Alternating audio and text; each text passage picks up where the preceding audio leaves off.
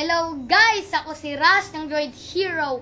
Ngayon, papakita ko sa inyo ang Huawei Bluetooth earphone.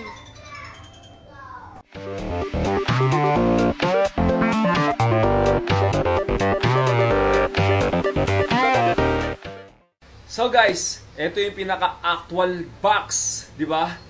Ng ating Huawei A990BL. So guys, sa likod ng box makikita natin yung specification.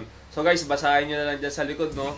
Dyan natin malalaman kung gaano katagal yung oras, kung gaano katagal i-charge, di ba? Tapos pinakamasarap, pinakamaganda sa Droid Hero, syempre, nakikita ninyo yung babayaran ninyo, di ba? Kung ano yung mga kasama sa loob. Tulad yan, may manual na kasama. Bali, dalawang manual yung napansin ko dito di ba guys? Tapos, may isa pa ako napansin dito, no? Ang ganda ng quality na kasamang USB cable nito, guys. Makikita ninyo, yan. Flat cable yung USB cable na kasama para kapag i-charge natin itong ating Bluetooth earphone, yan ang gagamitin natin. Tapos makikita din natin sa loob yung pinaka-actual earphone natin. Di ba, guys? Sa materials naman, guys, no, papakita ko sa inyo kung ano yung ginamit ng materials. Metal. Parang sa ES900 natin. Tapos, nakalagay dito na L and R. Di ba? Para lang natin saan natin kakabit, kung sa left ba o sa right. Hindi tayo malilito, baka may lagay yung sa ilong. Diba? So, yan ganyan. Tapos, flat yung wire niya, hindi siya madaling mag-tangle. Diba? Kinagandaan dyan. Maganda yung materials na ginamit. Hindi cheapy pa. Ito sa inyo yung pinaka-remote niya. Diba? Sa remote, guys, makikita natin sa side na meron siyang butas. Yan yung mic. Diba?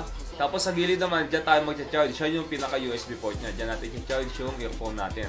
Sa harapan, guys, ay sa likod, yung Huawei na logo. Diba? Makikita natin dyan, may print siya na Huawei na logo. Tapos sa harapan, simple lang naman Diba? Yung pinaka-power button niya, tsaka yung volume control niya. Diba? Tapos guys, papakita ko sa inyo, no? Ayan, no, yung volume control, gumagana siya sa cellphone ko.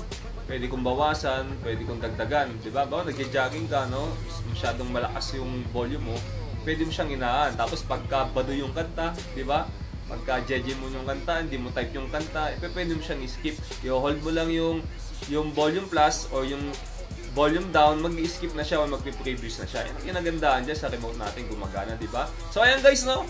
Kinakita ko sa inyo, napakasulit ito guys. Halagang 799 pesos lang. Meron ka ng magandang quality guys, malakas. Tapos yung base ito guys, parang sasambulat yung utak mo!